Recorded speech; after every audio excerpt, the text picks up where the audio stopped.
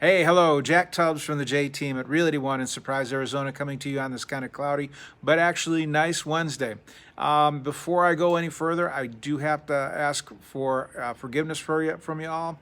The episode that I shared with you on yesterday, Tuesday, was actually Monday's episode. For some reason, Monday's episode never made it to YouTube. I don't know why it didn't upload.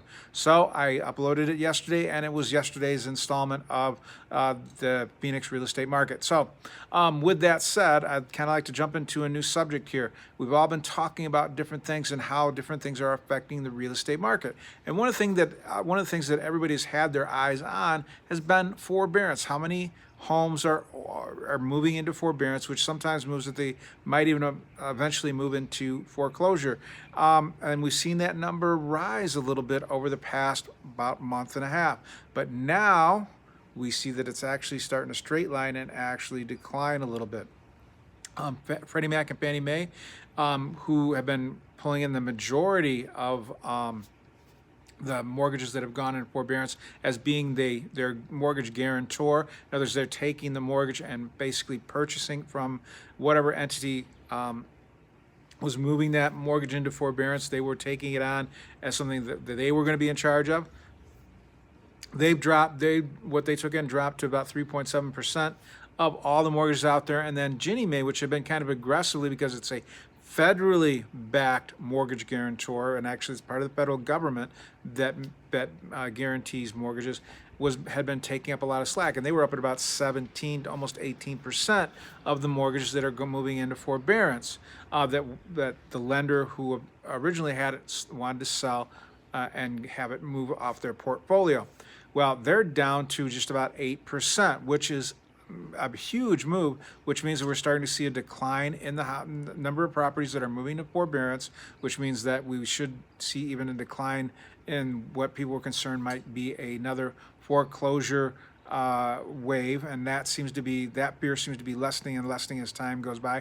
The only thing that we see that might still affect the market, and that is all going to be, the time is only going to tell, and that's going to be interest rates. It all depends on what this new administration does as far as addressing different things in the housing market, addressing what happens on this with interest rates, etc. So right now, things still look really good, and with the drop in numbers and forbearance, that's huge. That means that we won't have this huge foreclosure wave, and we're also starting to see people exit from their forbearance programs, which means that less and less properties are in forbearance, but people are back to making their monthly mortgage payments.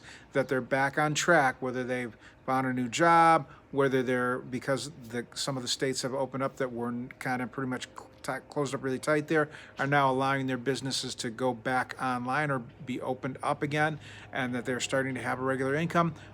We're starting to see that impact already, which only speaks volumes for how great this housing market's going to be. And especially with, once again, Arizona being a place where businesses feel that they have a great business climate, are moving here. We're also seeing a lot of business development, which means jobs.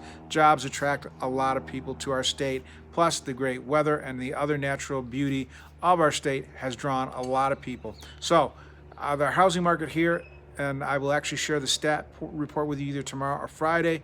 Once again, we're seeing things starting to pick up. We're seeing days on market continue to lessen, and we continue to see prices rise. So, once again, sellers, because we have seen a slight uptick in mortgage rates, it's still probably one of your best times that you're going to find to sell will be right now within the next, I'm going to say 3 to 8 months, because if we see those mortgage rates rise a little bit, that's going to pull back buyers a little bit. It might pick up the rental market a tiny bit. We're not sure, but it all is going to depend on what the interest rates do. And right now, we don't see a lot of indication that they will rise, and if they have just a tiny bit. So, sellers, if you're ready to sell, I can't think of a better time.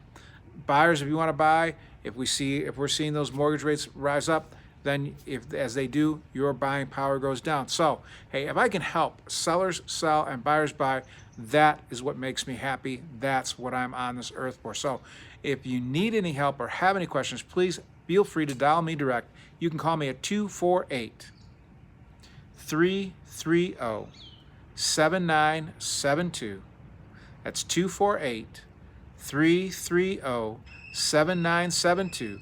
Or you can email me, Jack, JACK, at the J Team, which is THE, the letter J, the word team, .house. So that's Jack at the JTeam.house, or you can call the office, talk to any of my team members.